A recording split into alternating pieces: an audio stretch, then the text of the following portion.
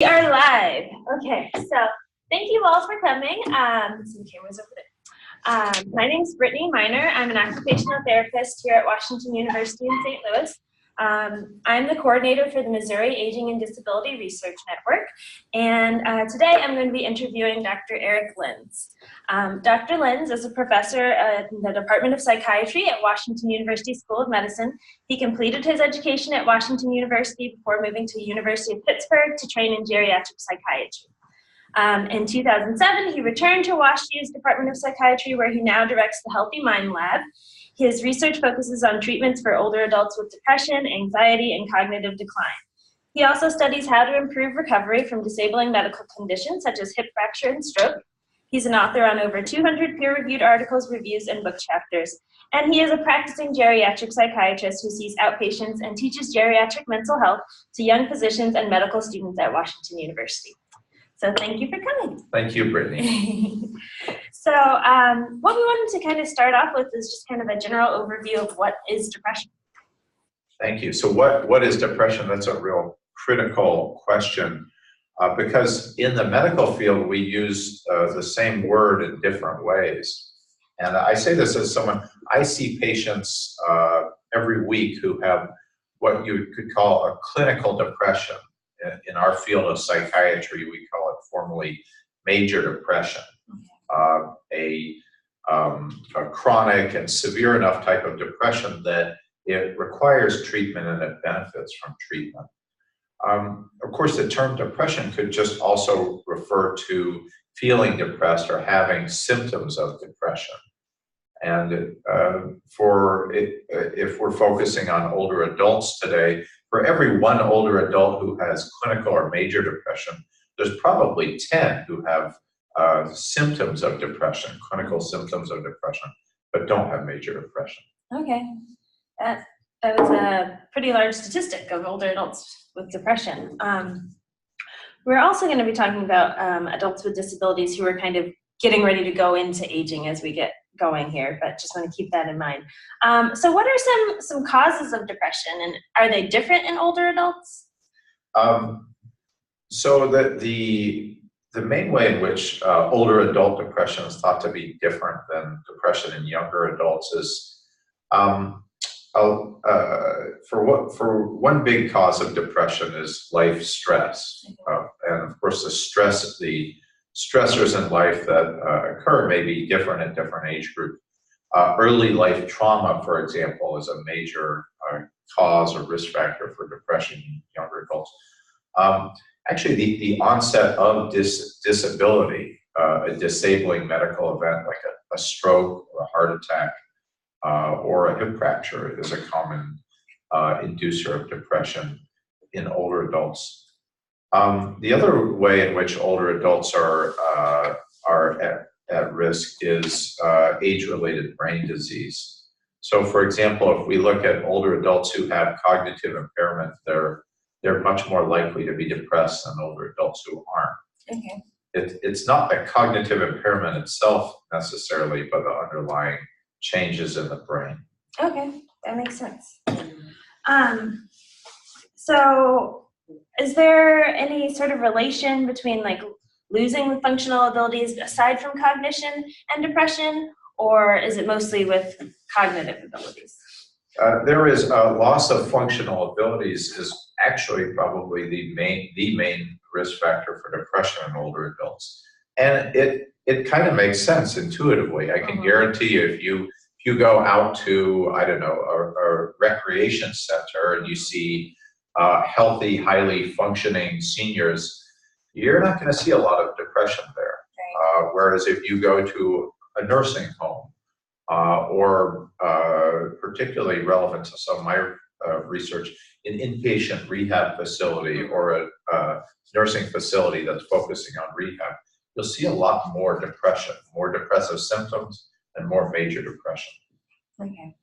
Yeah, that makes sense. I mean, as you kind of go through changes and things that you used to be, you suddenly aren't able to do anymore, or even not so suddenly, but gradually you're seeing those changes. It would make sense that you would feel a loss regarding that. Yeah. and not having control over your life. Yeah. The loss of autonomy is probably one of the big instigators of depression. Okay. So how about depression and disability or chronic disabling conditions? I imagine there's kind of that similarity to aging where you're getting that gradual loss of function with aging, but what about for younger adults who are maybe just dealing with some chronic conditions that are disabling? Well, they'll also be at higher risk for depression. And then one of the things we're concerned about is that the risk goes the other way, that if in the context of a disability, chronic or acute, if you get depressed, it seems that you then become more disabled from the depression. Mm. If you think about it, someone who is dealing with a disability, say from a spinal cord injury or from a stroke or something like that, and then on top of that, because of being depressed, they're robbed of their motivation and energy and interest. They're going to be less functional. Mm-hmm. Yes, I definitely agree. Just from experience working with people in inpatient rehab who definitely seem like they're expressing some depressive symptoms, they're not super motivated to do the things that are going to help them be able to achieve their goals while they're in rehab. It's really hard. Yeah.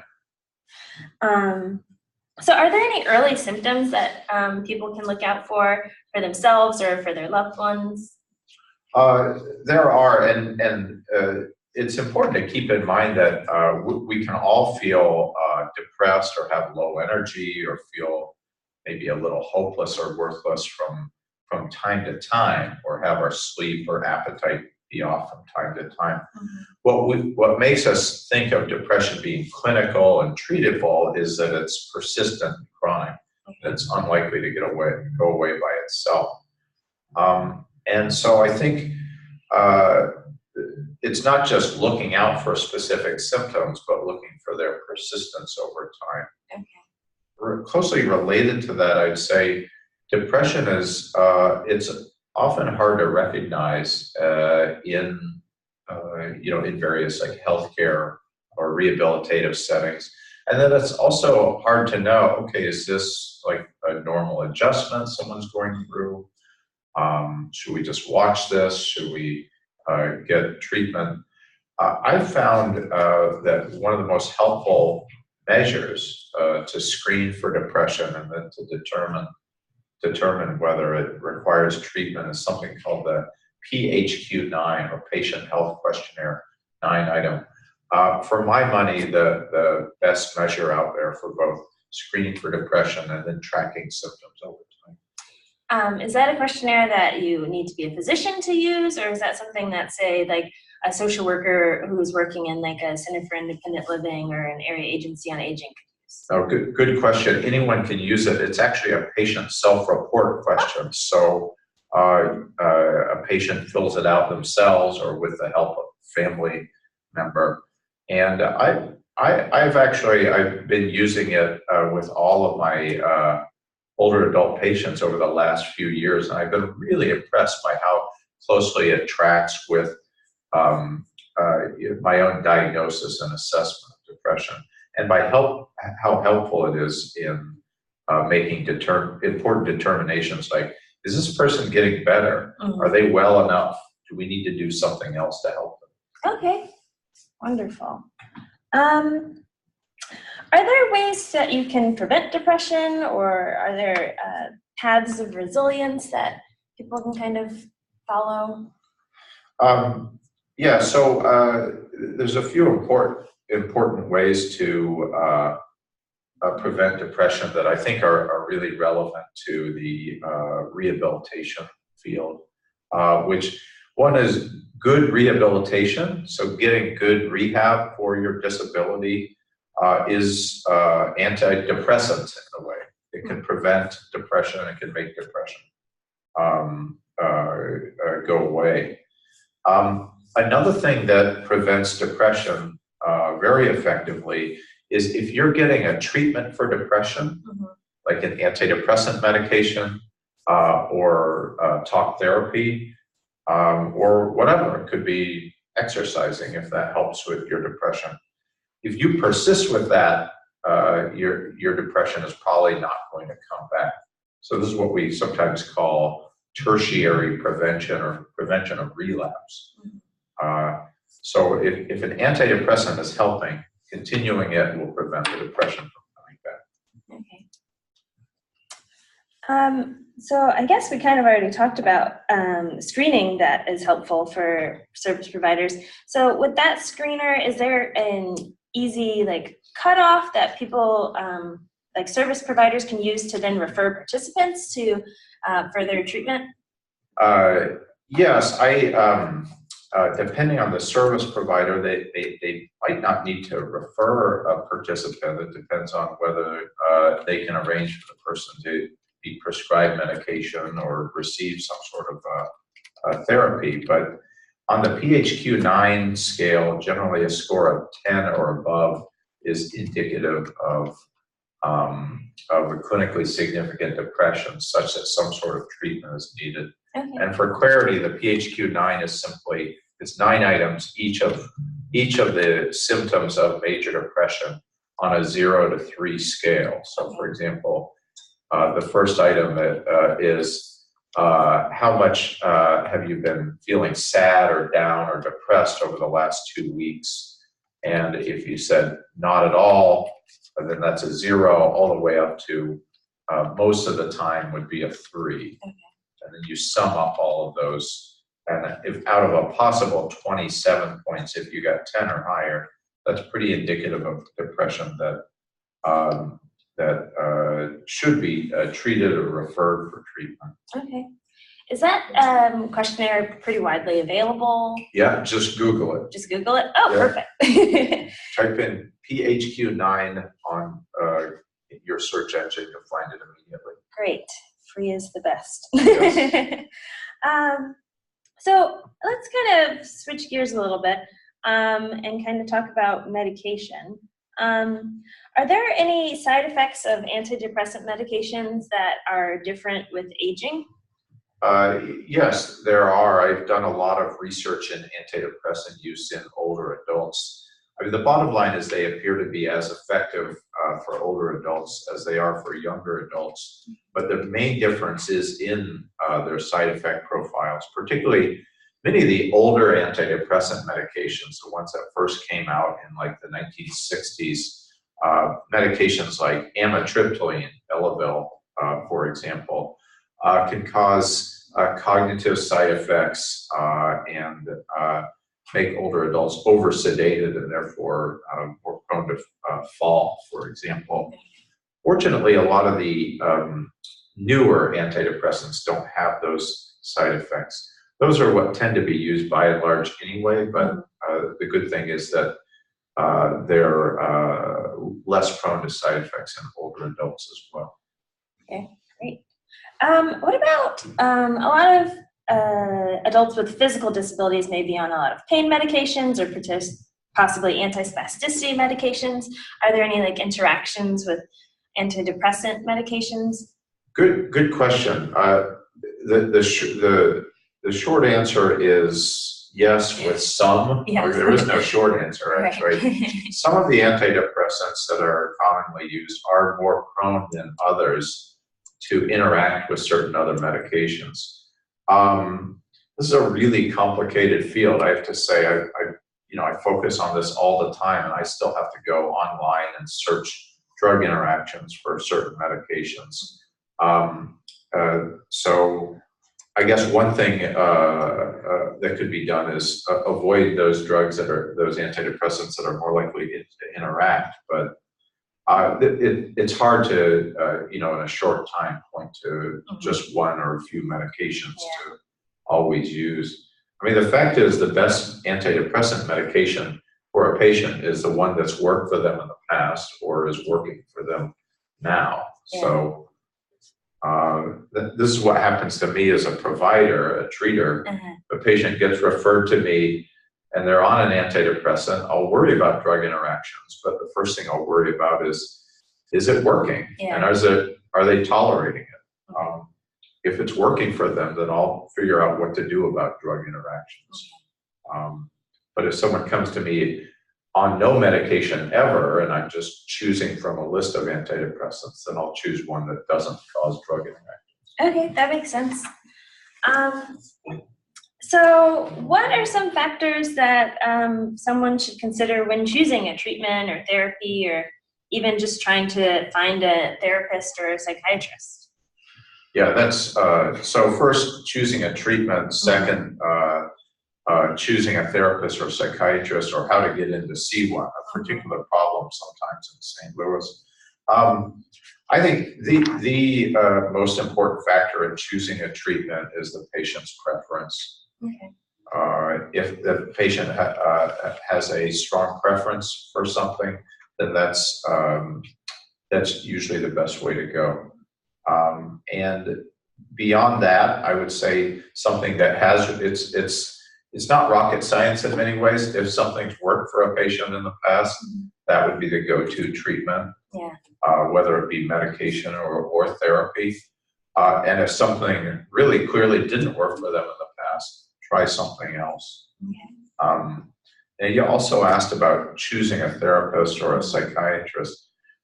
That's really difficult because, like, for example, in choosing a therapist, how are we supposed to know exactly the quality of that therapy that they're giving or getting? Right. So I find that, I've done research on psychotherapy. I still find that a difficult thing myself, like how to choose a therapist for a patient. Frankly, it usually comes down to what's the patient's insurance, and who takes that insurance, and who has availability. Yeah. So I guess I find more and more, both with referring for a therapist and a psychiatrist, I say, well, who's on your insurance provider list, and who's taking patients? Yeah, and kind of start there and see how it works out. And then so I know you mentioned talk therapy. Are there any other treatment options besides medication, or? Yes, certainly. And there are scads of treatment options for depression these days, and often people can receive combinations of them as well. There are many different medications that can be tried. Aside from that, there's many kinds of talk therapy. One very common type is called cognitive behavioral therapy, where a therapist works with a patient to try to help them to understand and change maladaptive thoughts and behaviors. As a real concrete example, let's say you came into work this morning to make it real simple, you came into work this morning and you were late, and your boss here, Dr. Stark, yelled at you for that, and you felt, oh my God, I'm just a failure. I'm just not good at this. That would be, the depression talking, as it were. What cognitive therapy teaches you to do is say, well, wait a second. Now, I was late once, and it's my boss's job to point out when I'm not doing my job correctly, but otherwise I'm actually pretty good at my job. And this is the first time she's yelled at me in, a good 6 months. So hopefully that's right, Susie, who's over here. And so, maybe, in other words, challenging that thought, and then seeing how you feel after you challenge that thought. Generally, people, when they have maladaptive thoughts like that, in the context of depression, they challenge those thoughts. Say, that's an overgeneralization. Things aren't that bad. I'm not that bad. They feel better. And ultimately, cognitive therapy teaches you to understand these relationships between your emotions, your thoughts, and your behaviors. It's also very practical in ways in which it teaches you how to relax when you're anxious, or how to get up off your duff, as it were, and go out and do things and socialize with people when you don't feel like doing it. That again is cognitive behavioral therapy, Right. which is just one type of psychotherapy. Uh, Another type, which I guess you could argue whether it's therapy per se, is mindfulness-based interventions, where one is basically trained to turn inward to your thoughts and observe them, and basically observe what your mind is doing from moment to moment. And in doing so, you basically just get more control and understanding over how your mind works. Beyond the medication and psychotherapy options, there's more and more interest in lifestyle interventions. Okay. People often ask me if there are certain diets that are more effective for depression. That I'm not so sure about, although I think people with certain nutritional deficiencies may be at risk for depression for that. Exercise, there's more and more data that exercise, maybe particularly if it has an aerobic basis to it.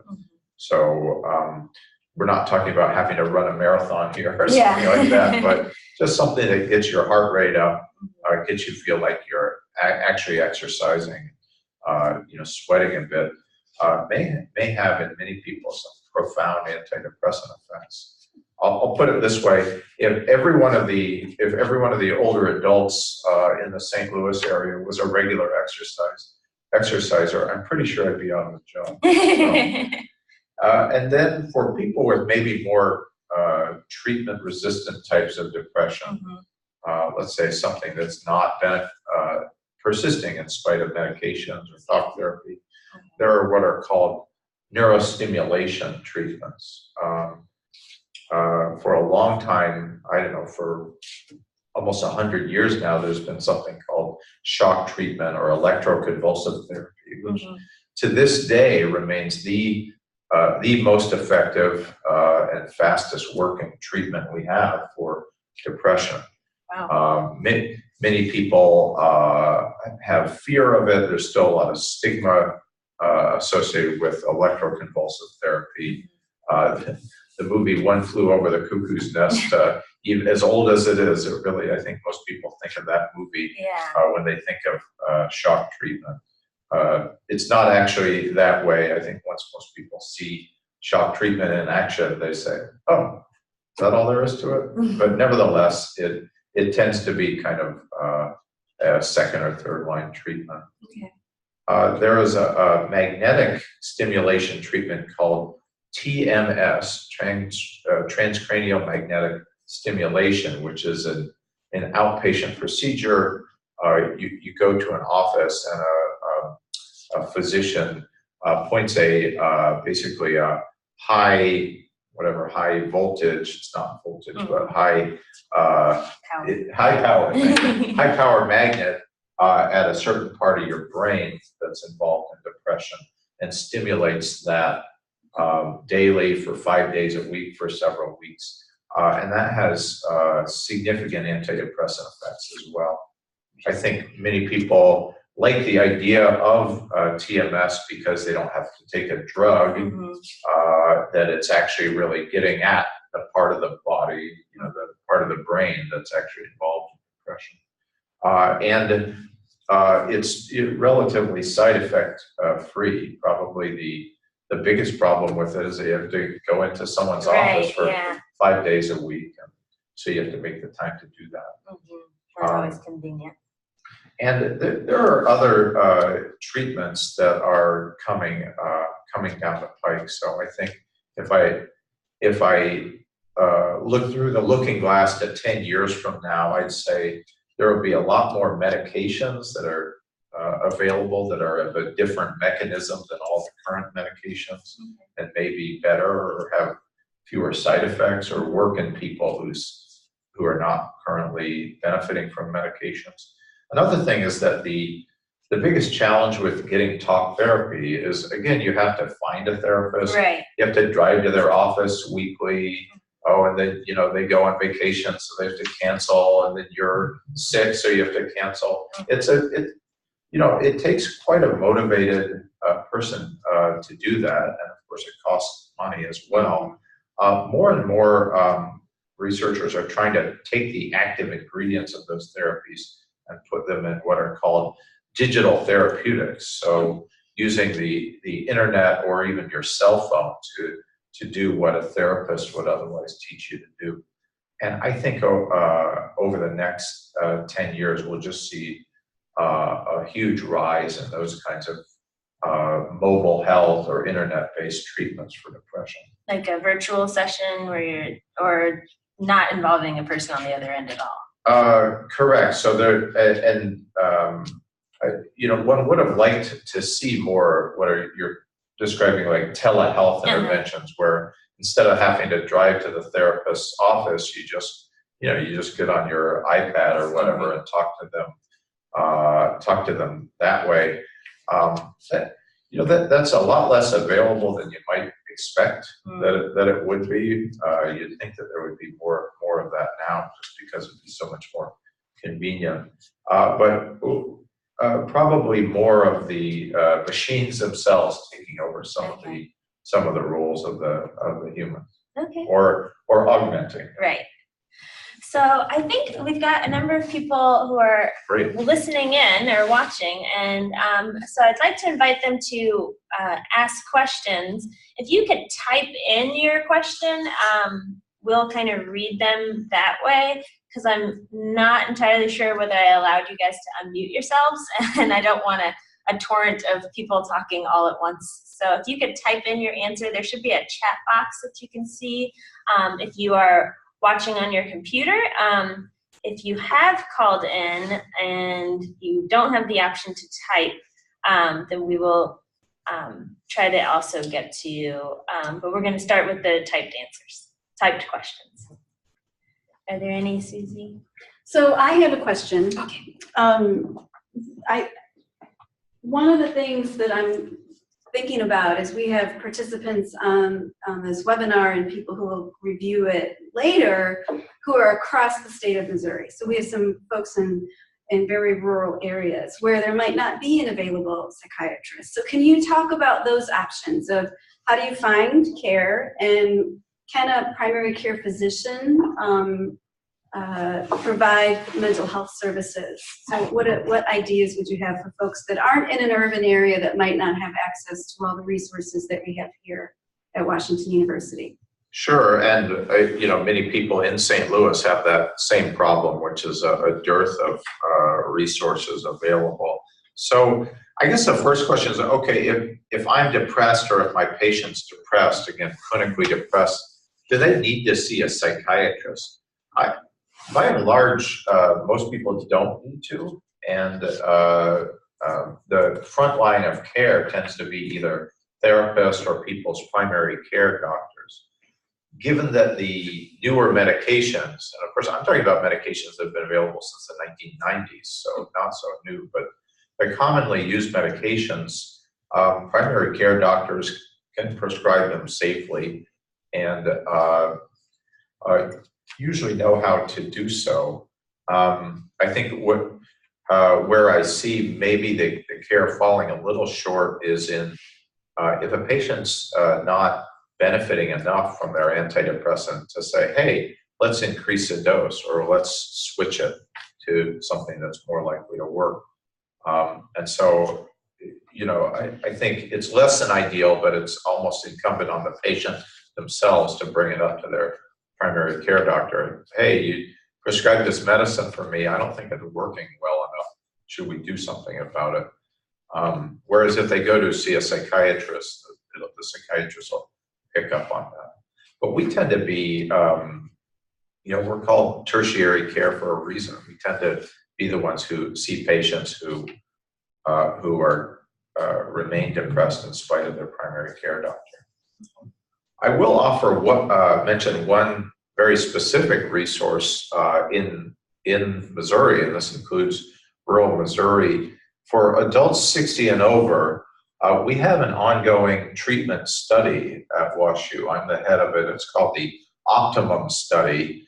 And in that study, we test different antidepressant treatment strategies for older adults with treatment-resistant depression. That is, depression that has remained or persisted in spite of receiving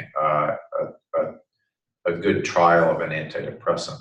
So at least in Missouri, one way in which people could get care for their patients, and I think pretty good close supervision. We do regular follow-up calls to people and systematic checks on how they're doing in the study, would be to refer their patients to the Optimum study.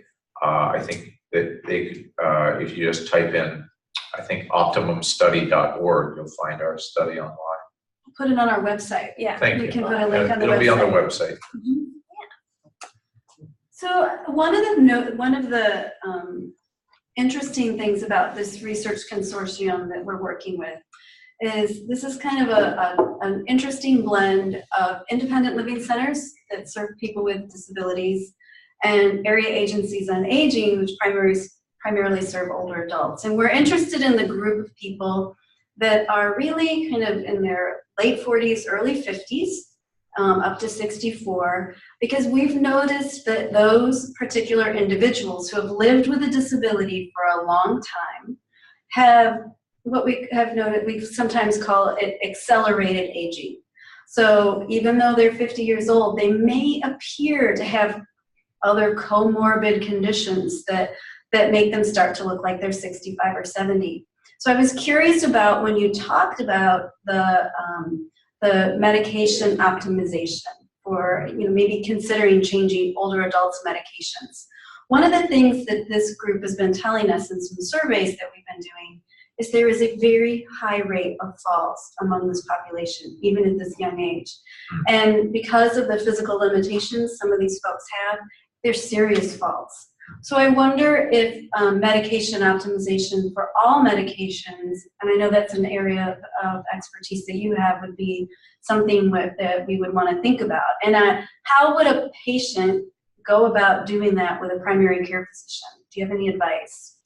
Yeah, it's a great question, Susie. And you say so chronically ill and disabled, younger, middle age, or older adults, as well as depressed older adults, are often going to be on a lot of medications. And the question is, as I understand it, they are also falling, and you wonder whether the medications are contributing to the falls. And I think quite often, yes. I did say that most of the newer antidepressants are safer in that regard. But how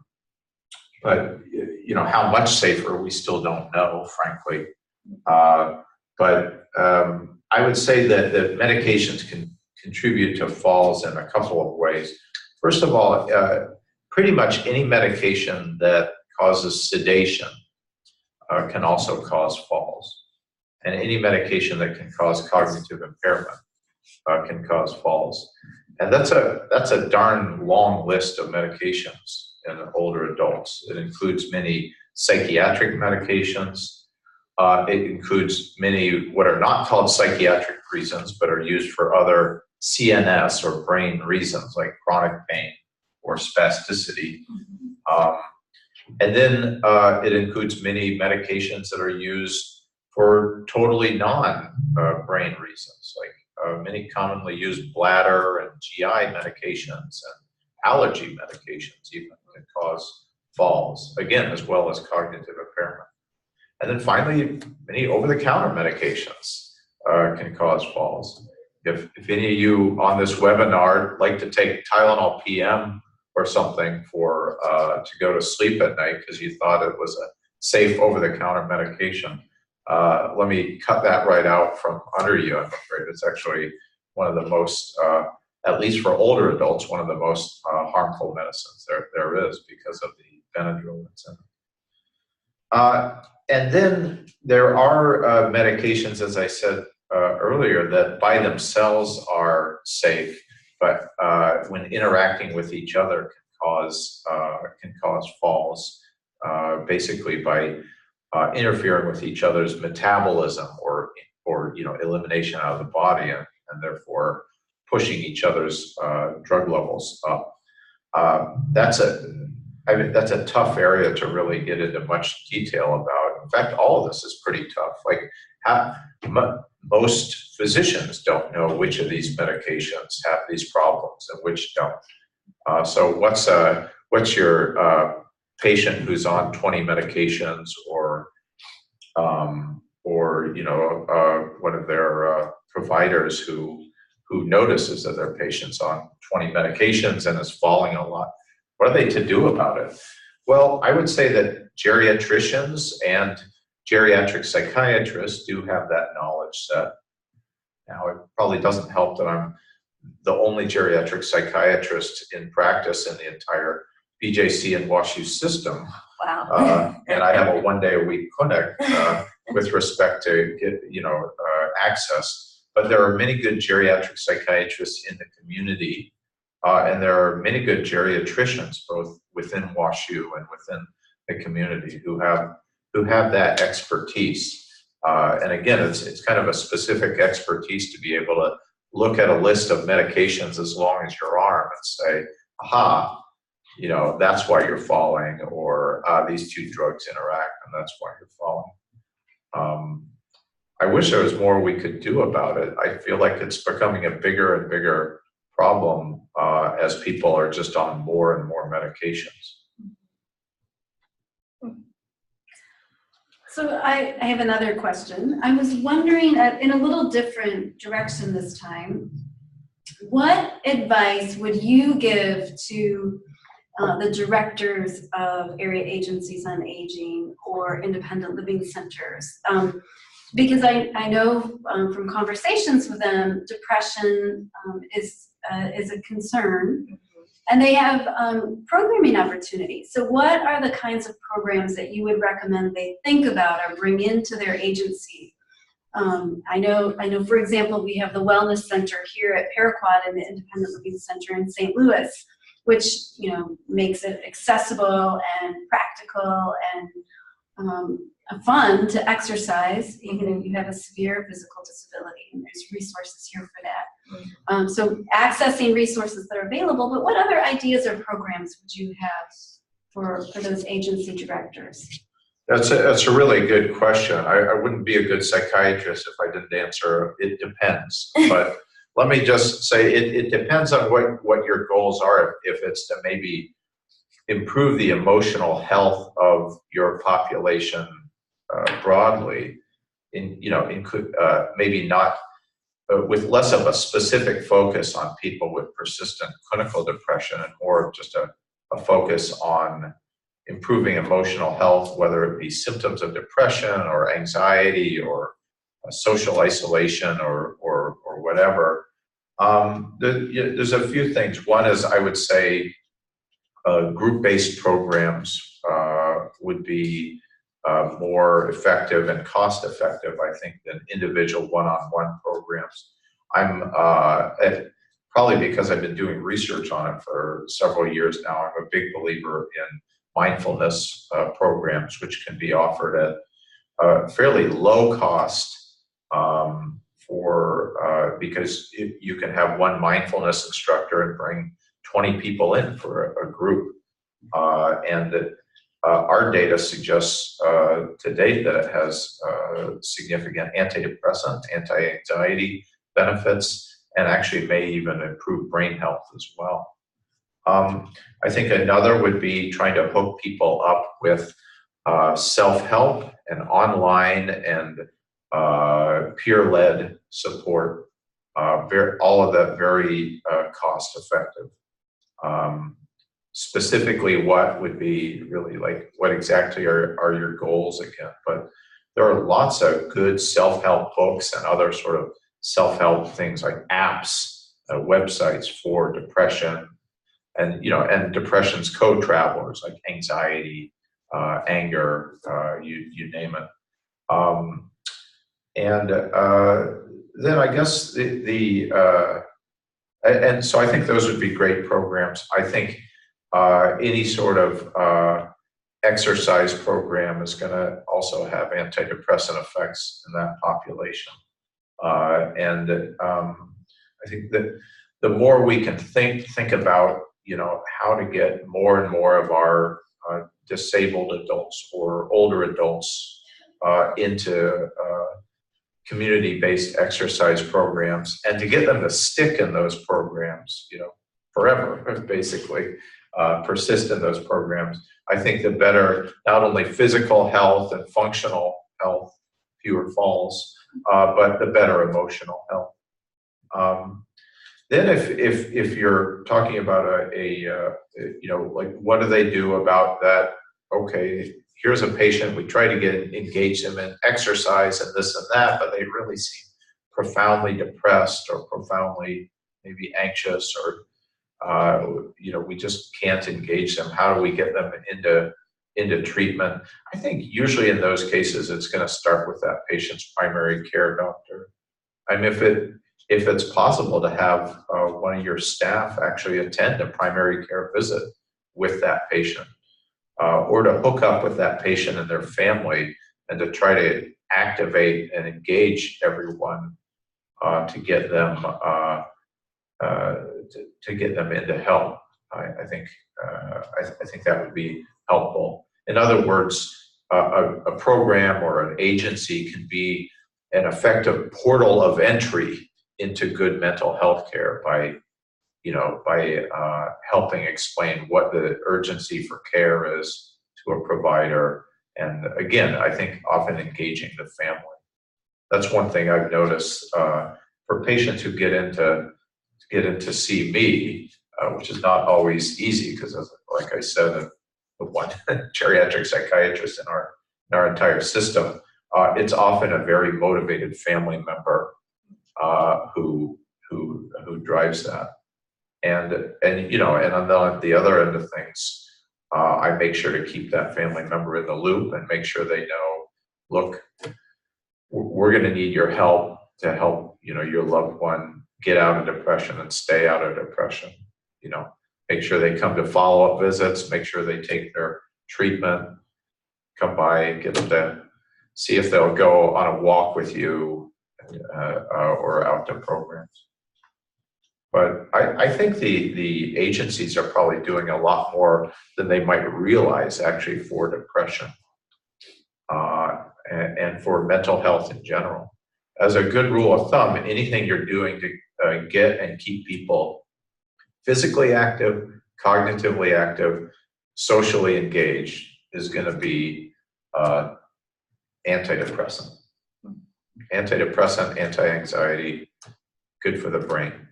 So keep it up. That sounds good. So that's great advice. So if I had to summarize, number one, recognize how common depression can be. Mm-hmm. Number two, help people recognize depression and family members to recognize depression. Number three, review medications and find resources for that. And access the existing services and tie into things. Make sure you connect people with existing services so that they can stay active and healthy. And it sounds like mindfulness is something that's more commonly seen across communities that we can tap into to address depressive symptoms. Do you have anything else that you would add to those kind of recommendations? Well, yeah, I think added to that, there are actually good self-help and web-based resources as well. If you would be willing to share some of those with us, we can also put those on the website. If you have any favorites that you'd like to recommend, we'll stick those up there. I think that would be a really great resource for people. Happy to. Great. One thing about older adults is that they actually do read books. I think others maybe not so much anymore. The rest of us are all on our phones, but older adults still read books. So. They still have books on tape for those of us that have them in our ear today. Well, gosh, let's thank Eric for coming in, and thank you so much. All right. This has been a really great conversation, I think, and I hope that it'll be useful for everybody who's watching.